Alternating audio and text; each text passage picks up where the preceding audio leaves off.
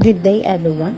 Today, we will be discussing a very important topic, environmental awareness. In our world today, we face many challenges such as pollution, deforestation, and climate change. That is why it is important for us to understand not only the importance of protecting our environment, but also the strategies and simple ways we can apply in our daily lives.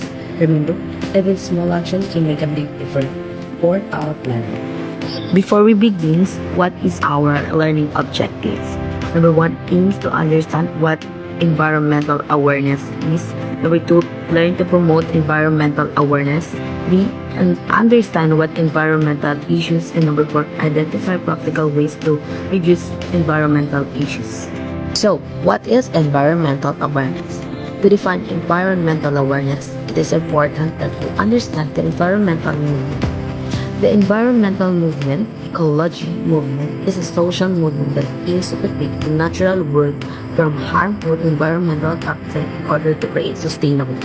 Environmental awareness is an integral part of the movement's success.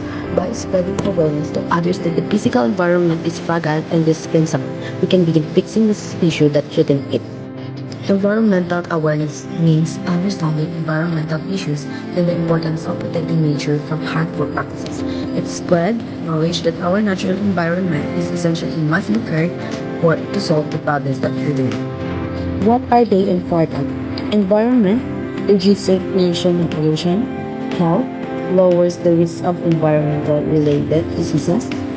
Economic save costs and creates job opportunities. Key strategies: waste reduction, or reduce, reuse, recycle. Energy efficiency, use energy saving devices. Water conservation, implement water saving technology. At home, waste, separate and compose. Energy, use LED lights and turn off all the devices. Water, fix the leaks and use water saving showers. At work, energy. Implement energy efficient system. Waste. Set up recycling programs. Green policies. Reduce plastic use and encourage eco-friendly travel. In transportation, green choices. Use public transport, bike, or drive electric vehicles. Carbon footprint. Carpool and reduce unnecessary trips. In community and government. Community. Environmental education programs and cleanup initiatives. Government. Environmental policies and incentives. How to promote the environmental awareness. We must ensure that we have a comprehensive understanding of the environmental concern before we start raising awareness of them in our community. We must raise environmental awareness for the sake of our planet and future generations. 8. Practical ways to promote awareness. Organize clean-up events involve community in keeping local areas clean. Here cleaning is planned in public places as barangay, schools, and many other with the active participation of people in the community. Use social media share campaigns and stories to inspire eco-friendly actions. This is the use of social media such as Facebook, TikTok, and many others that can be used to spread awareness about environmental protection issues. Host sustainable living workshops. Teach recycling, energy saving, and zero waste habits. This is where people are taught the right way to live for the benefits of nature. Educational seminar. Invite experts to discuss environment issue and solution. Dito nagsasagawa ng pagtipon-tipon upang maimbita at mabahagi ang kaalaman tungkol sa suliranin, pangkapaligiran, tungkol sa mga basura sa ilog, polusyon at maraming pang suliranin pangkapaligiran. Number 5. Promote eco-friendly products. Support businesses offering clean alternatives. This is about using environment items that don't harm the earth and harmful skills that sell time. Number 6. Tree planting drives. Improve air quality and fight climate change. This means planting trees because they give us fresh air and help the planet stay cool. Number 7. Work with schools. Engage students in eco projects and clubs. This is about letting kids join school activities where they can practice protecting the environment. Number 8. Host green challenges. Motivates people to save energy and reduce waste in rewarding ways. This means creating activities or practice that encourages people to be eco-friendly, like saving power or recycling, while also letting enjoyable, and giving rewards for their efforts. Environmental issues. Environmental issues are the challenges and the problems facing of the example of environmental issues. First bullet, climate change. Second, greenhouse gases. 3, pollution and waste issues.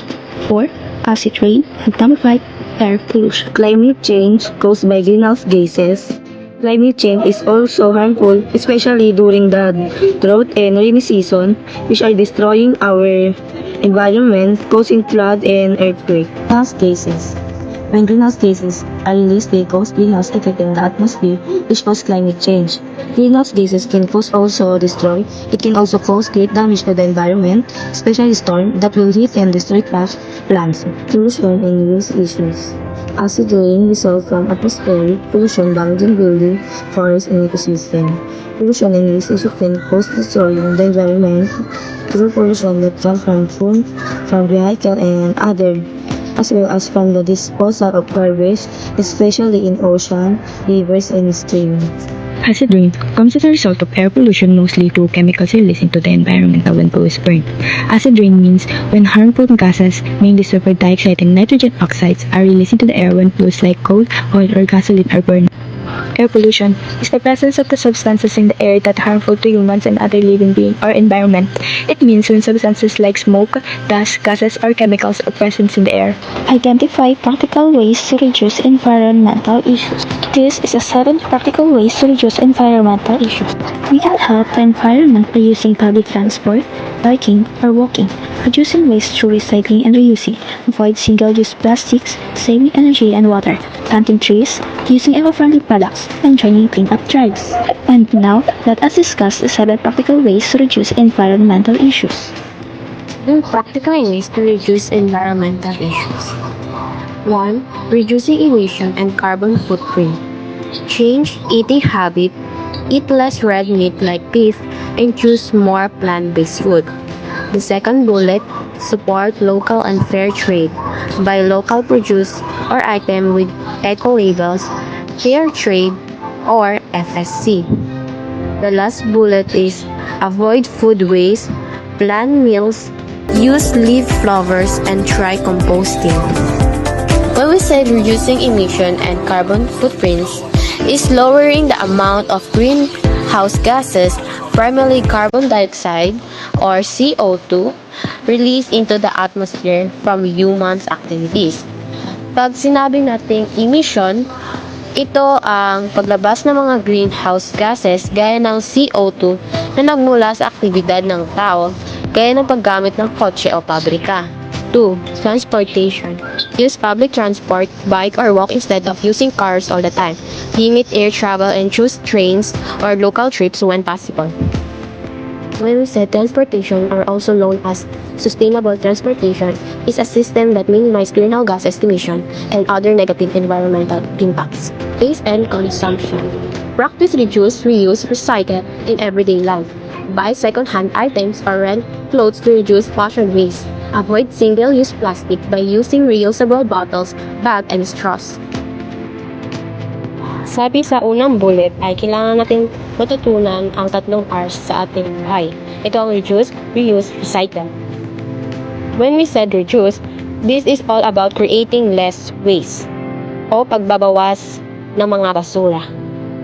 Reuse means to use something again either for its original purpose or repurpose for a different task.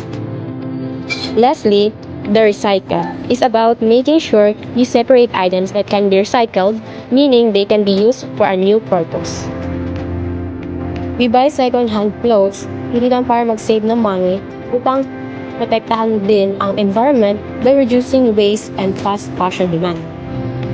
Home resources efficiency. Save energy, use LED lights, unplugging appliances, and choose energy-efficient devices. Save water, fix leaks, use low-flow fuels, and collect water for plants. Home resources efficiency means using less energy and water at home to save resources and reduce waste. Simple actions like using LED lights, fixing leaks, and being mindful of usage can make a big difference. Consumer power. Support eco-friendly businesses that care for the environment. Check environmental labels like Energy Star when buying products. Consumer power means using your purchasing decision to promote sustainability by choosing products and businesses that prioritize the environment. Community and action. Join cleanup drives and tree planting in your area. Speak up and support environmental policies through school, community, or local government. Conclusion.